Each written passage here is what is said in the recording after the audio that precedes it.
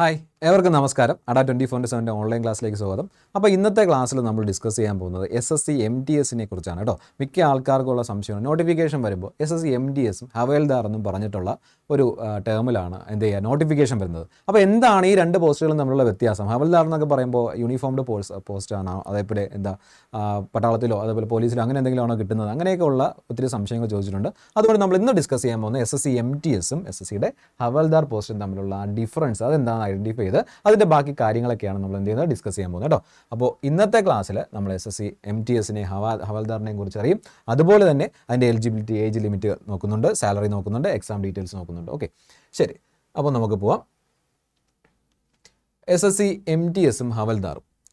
അപ്പോൾ ആദ്യം ഇതിൻ്റെ ഡിഫറൻസിയേഷൻ നോട്ടിഫിക്കേഷനിൽ അവർ വ്യക്തമായിട്ട് കൊടുത്തിട്ടുണ്ട് നമുക്ക് അറിയാൻ വേണ്ടിയിട്ട്. The staff selection commission will hold for competitive examination for the recruit of multi tasking staff, non technical staff in pay scale level എന്താണ് പേ മെട്രിക്സ് 7th പേ കമ്മീഷൻ്റെ ആ ഒരു ലെവൽ 1 പേ സ്കെയിൽ അനുസരിച്ചാണ് അതിൻ്റെ എന്ത് ചെയ്യുന്നത് പേയ്മെൻറ്റ് വരുന്നത്.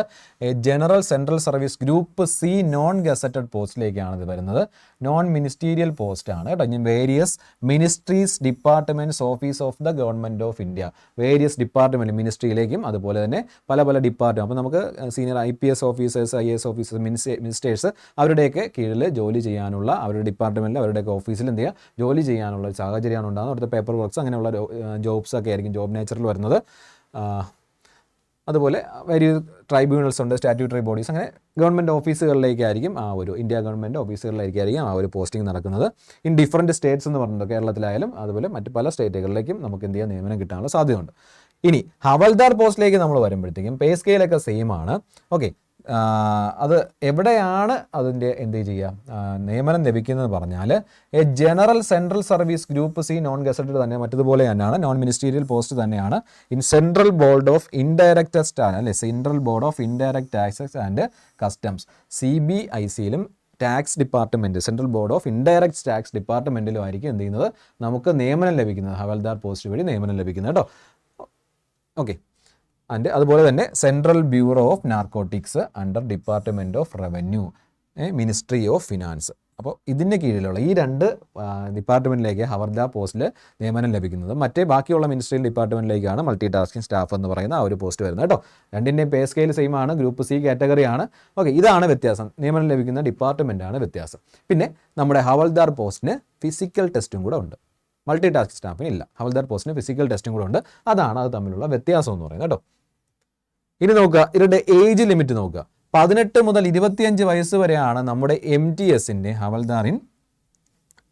MTSനും അതുപോലെ ഹവൽദാറിൻ CBN എന്ന ഡിപ്പാർട്ട്മെൻറ്റ് ഓഫ് റവന്യൂവിൽ ഡിപ്പാർട്ട്മെൻറ്റ് ഓഫ് റവന്യൂവിലും അതുപോലെ CBN ഡിപ്പാർട്ട്മെൻറ്റിലും central bureau of narcotics department revenue അതിനകത്തുള്ള ഹവൽദാർ പോസ്റ്റിനും അതുപോലെ MTS പോസ്റ്റിനും 18 മുതൽ 25 വരെയാണ് എന്ത് പറയുന്നത് ഏജ് ലിമിറ്റ് എന്ന് പറയുന്നത്.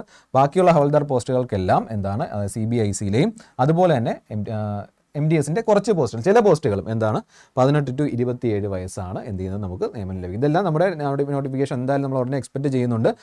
ഈ മാസം അതായത് മെയ് മാസം വരേണ്ടതായിരുന്നു. ഇലക്ഷനൊക്കെ ആയതുകൊണ്ടാണ് ആ ഡിലേ വന്നത്, SSC MTS Havaldar notification delay വന്നത്. അപ്പോൾ ഇലക്ഷൻ്റെ റിസൾട്ട് 4-ാം തീയതി കഴിഞ്ഞു, അതിനുശേഷം ഉണ്ടാവുമെന്നാണ് പറഞ്ഞത്. എന്തായാലും 11-ാം തീയതി നമ്മൾ SSC CGLൻ്റെ നോട്ടിഫിക്കേഷൻ എക്സ്പെക്ട് ചെയ്യുന്നുണ്ട്. അപ്പോൾ ഒരുമിച്ച് വരുമോ, അത് വീണ്ടും CGL പുറകോട്ട് നീങ്ങുമോ, MTS പുറകോട്ട് നീങ്ങുമോ എന്നൊക്കെ നമുക്ക് കണ്ടറിയണം. ഓക്കെ, അപ്പോൾ എന്തായാലും ഉടനെ തന്നെ നമുക്ക് ഇതിൻ്റെ നോട്ടിഫിക്കേഷൻ പ്രതീക്ഷിക്കാം. അത് കഴിഞ്ഞ് ഒരു 6 മാസത്തിനുള്ള ഏകദേശം ഒരു ഒക്ടോബർ-നവംബർ മാസത്തിൽ നമുക്ക് എന്തായാലും എക്സാം എക്സ്പെക്ട് ചെയ്യാവുന്നതാണ്. ഓക്കെ, ആനുവൽ കലണ്ടറിൽ SSC അതെല്ലാം ഡീറ്റെയിൽ ആയിട്ട് പറയുന്നുണ്ട്. അവിടെ ഒരു വ്യത്യാസം വന്നു, എല്ലാ തൊട്ട് മുമ്പേ ഉള്ള പോസ്റ്റ് CHSL വരെ ആ ഒരു ആനുവൽ കലണ്ടർ അനുസരിച്ച് കൃത്യമായിട്ട് വന്നുകൊണ്ടിരുന്നതാണ്. അപ്പോൾ ഈ ഒരു ഇലക്ഷൻ സമയം ആയതുകൊണ്ട്, മെയ് മാസം ഒരു ഇലക്ഷൻ സമയം ആയതുകൊണ്ട്, മെയ് 7-നാണ് പറഞ്ഞിരുന്നത്. അപ്പോൾ ഏകദേശം ഒരു ഇലക്ഷൻ സമയവും റിസൾട്ടൊക്കെ പ്രതീക്ഷ നിൽക്കുന്ന ഒരു സമയം ആയതുകൊണ്ട് അത് ഡിലേ ആയി പോയതാണ്. അപ്പോൾ ഉടനെ തന്നെ നോട്ടിഫിക്കേഷൻ വരുമെന്നാണ് ഒരു പത്രക്കുറിപ്പിൽ SSC അറിയിച്ചിട്ടുള്ളത്. അപ്പോൾ നമുക്ക് എക്സ്പെക്ട് ചെയ്യാം ഉടനെ എക്സ്പെക്ടിങ് സൂൺ അല്ലേ, MTSൻ്റെ നോട്ടിഫിക്കേഷൻ എക്സ്പെക്ടിങ് സൂൺ ആണ്. ഓക്കെ, അപ്പോൾ ബാക്കി കാര്യങ്ങൾ നോക്കാം. നമുക്ക് ഏജ് ലിമിറ്റ് കണ്ടു. ഇനി സ്കീം ഓഫ് എക്സാമിനേഷൻ നോക്കുമ്പോൾ the examination will consist of a computer based examination and physical efficiency test or physical standard test only for the post of Havaldar. ഒരു കമ്പ്യൂട്ടർ ബേസ്ഡ് ടെസ്റ്റ് ഉണ്ട്, നമ്മുടെ ഹവൽദാർ പോസ്റ്റിലേക്ക് വരുമ്പോഴത്തേക്കും എന്ത് ചെയ്യണം, ഒരു ഫിസിക്കൽ എക്സാമിനേഷനും കൂടെ അവിടെ ഉണ്ടാവും.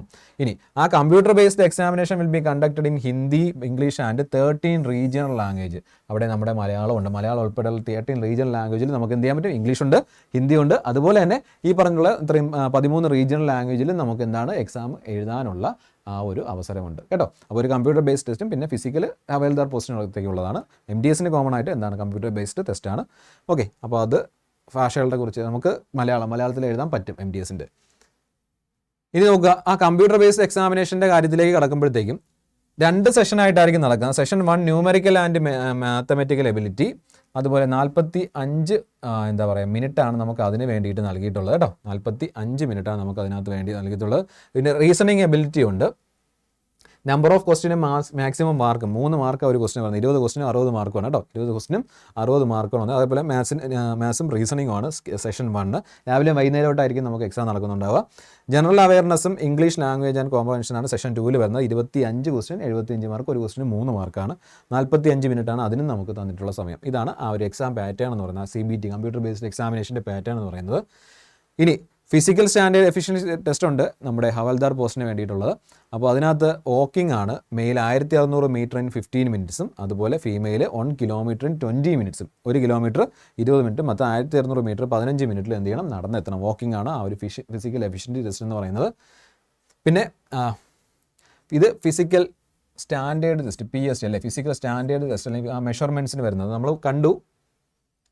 ഫിസിക്കൽ സ്റ്റാൻഡേർഡ് ടെസ്റ്റ് ഉണ്ട്, ഫിസിക്കൽ എഫിഷ്യൻസി ടെസ്റ്റ് ഉണ്ട്. ഫിസിക്കൽ എഫിഷ്യൻസി ടെസ്റ്റാണ് ഈ പറഞ്ഞിരിക്കുന്ന ഇത് വാക്കിംഗ് 1600 കിലോമീറ്റർ മെയിലിനും സ്ത്രീകൾക്ക് 1 കിലോമീറ്ററുമാണ് കേട്ടോ. 1600 കിലോമീറ്റർ അല്ല, 1600 മീറ്റർ. ഓക്കെ, ശരി. ഇനി മെയിൽ കാൻഡിഡേറ്റ്സിൻ്റെ ഹൈറ്റ് 157.5 സെൻറ്റിമീറ്റർ, ഒരു ഏകദേശം 5 സെൻറ്റിമീറ്ററോടെ റിലാക്സേഷൻ ഉണ്ട് റിസർവ്ഡ് കാറ്റഗറീസിന്. ചെസ്റ്റ് വരുമ്പോഴത്തേക്കും 81 സെൻറ്റിമീറ്റർ ആയിരിക്കും. Fully expanded with minimum expansion of 5 centimetre. 5 centimetre എങ്കിലും മിനിമം എക്സ്പാൻഷൻ ഉണ്ടായിരിക്കണമെന്ന് പറഞ്ഞിട്ടുണ്ട് കേട്ടോ. അതുപോലെ ഫീമെയിൽ വരുമ്പോഴത്തേക്ക് ഹൈറ്റ് 152 സെൻറ്റിമീറ്റർ മതിയാവും. ഒരു 2.5 റിലാക്സേഷൻ അവിടെ ഉണ്ടാവും. അതുപോലെ 48 കിലോഗ്രാം വെയിറ്റും ഉണ്ടാവും. Relaxable 2 kilogram in the case of reserved കാറ്റഗറീസിന് 2 കിലോഗ്രാമിൻ്റെ ഒരു റിലാക്സേഷൻ ഉണ്ടാവും. ഓക്കെ, അപ്പോൾ അവരുടെ ഫിസിക്കൽ സ്റ്റാൻഡേർഡ് ടെസ്റ്റ് എന്താണെന്ന് ജസ്റ്റ് നോക്കുക. ഓക്കെ, അപ്പോൾ ഇത്രയാണ് നമുക്ക് പ്രത്യേകിച്ചും ഹവൽദാർ അല്ലെങ്കിൽ MDSനെ കുറിച്ച് അറിയേണ്ട ബേസിക് ആയിട്ടുള്ള അതിൻ്റെ എന്താ പറയുക വേരിയേഷൻസ് എന്ന് പറയുന്നത്. എല്ലാവരുടെ സംശയം ഇതാണ്, രണ്ടും എന്ത് പോസ്റ്റാണ്, എന്തുകൊണ്ടാണ് ഇതിൻ്റെ 2 എക്സാം ആയിട്ട് നടന്ന ഒറ്റ പരീക്ഷ നടത്തിയിട്ട് തന്നെ ഫില്ല് ചെയ്താൽ പോലെ. ഹവൽദാറിന് ഫിസിക്കലുണ്ട്, അത് ഏതൊക്കെ ഡിപ്പാർട്ട്മെൻറ്റിലേക്കാണ് നിയമനം നടക്കുന്നുള്ളത് നമ്മൾ കണ്ടു കഴിഞ്ഞു കേട്ടോ. അപ്പോൾ അത് നോക്കിക്കൊള്ളുക. ഇനി നമ്മുടെ ഒരു ഓഫർ സീസൺ ആരംഭിച്ചിട്ടുണ്ട്. പ്രിൻറ്റഡ് ബുക്സ് എന്ന് പറയുമ്പോഴത്തേക്കും പല ബുക്സായിട്ട് നമ്മൾ മുമ്പ് പരിചയപ്പെട്ടിട്ടുണ്ട്. SSCക്ക് വേണ്ടി തന്നെ SSCയുടെ 8 ബുക്സ് 6 ബുക്സ് ഇറങ്ങുന്ന ഒരു കിറ്റുണ്ട്. ബാങ്കിങ്ങിന് വേണ്ടിയിട്ട് ബാങ്കിൻ്റെ 8 കിറ്റ് ഇറങ്ങുന്ന ഒരു ബുക്കുണ്ട്, ബുക്ക് സെറ്റ് ഉണ്ട് കേട്ടോ. അതിനകത്ത് എല്ലാം ഈ പറഞ്ഞ സിലബസിൽ പറഞ്ഞിട്ടുള്ള എല്ലാ കാര്യങ്ങളും വലിയ ബുക്കാണ്. കാരണം നമുക്ക് ആവശ്യമുള്ള പ്രാക്ടീസ് എക്സാമിനേഷൻ, അതിന് വേണ്ടിയിട്ടുള്ള കണ്ടൻറ്റ്, ഷോർട്ട് കട്ട് ട്രിക്സ് എല്ലാം അതിനകത്തുണ്ട്. അതുപോലെ തന്നെ അതിൻ്റെ കൂട്ടത്തിൽ പ്രീവിയസ് ക്വസ്റ്റിനും പ്രാക്ടീസ് ക്വസ്റ്റിനും എല്ലാം ഉള്ള ഒരു 10, 4000, 5000 ക്വസ്റ്റ്യൻ വരുന്ന ബുക്സും എല്ലാം ഉണ്ട് കേട്ടോ. ഈ ബുക്സ് എല്ലാം നിങ്ങൾക്ക് പർച്ചേസ് ചെയ്യാൻ പറ്റും. അപ്പോൾ ഇപ്പോൾ നമുക്ക് ബുക്കിന് ഫ്ലാറ്റ് 22% ആണ് ഒരു ഓഫർ വന്നിരിക്കുന്നത്. 22% ഓഫർ വന്നു. ആ 22% ഓഫർ നിങ്ങൾക്ക് കിട്ടണമെന്നുണ്ടെങ്കിൽ നിങ്ങൾ എന്ത് ചെയ്യണമെന്ന് ചോദിച്ചു കഴിഞ്ഞാൽ Y907 എന്ന് പറഞ്ഞ കൂപ്പൺ കോഡ്, സാധാരണ നമ്മൾ യൂസ് ചെയ്യുന്ന കൂപ്പൺ കോഡിനോട് കൂടി ഒരു എസ്സും കൂടെ, ബുക്ക് പർച്ചേസ് ചെയ്യണമെങ്കിൽ ഒരു എസ്സും കൂടെ ചേർത്ത് എന്ത് ചെയ്യുക, ടൈപ്പ് ചെയ്യുക. നിങ്ങൾക്ക് 22%, അത് ഇന്ന് വൈകുന്നേരം തൊട്ട് ഒരു 2 ദിവസത്തേക്കും കൂടെ നിങ്ങൾക്ക് എന്ത് ചെയ്യാൻ പറ്റും, അത് ആക്സസ് ചെയ്യാൻ പറ്റും. അത് നോക്കിയോളൂ കേട്ടോ. Y907S എന്ന് പറഞ്ഞ കൂപ്പൺ കോഡ് യൂസ് ചെയ്യുക. Y907S എന്ന് പറയുന്ന കൂപ്പൺ കോഡ് യൂസ് ചെയ്ത് നിങ്ങൾക്ക് എന്ത് ചെയ്യാൻ പറ്റും, അത് പർച്ചേസ് ചെയ്യാൻ പറ്റും കേട്ടോ. അപ്പോൾ അത് യൂട്ടിലൈസ് ചെയ്യുക.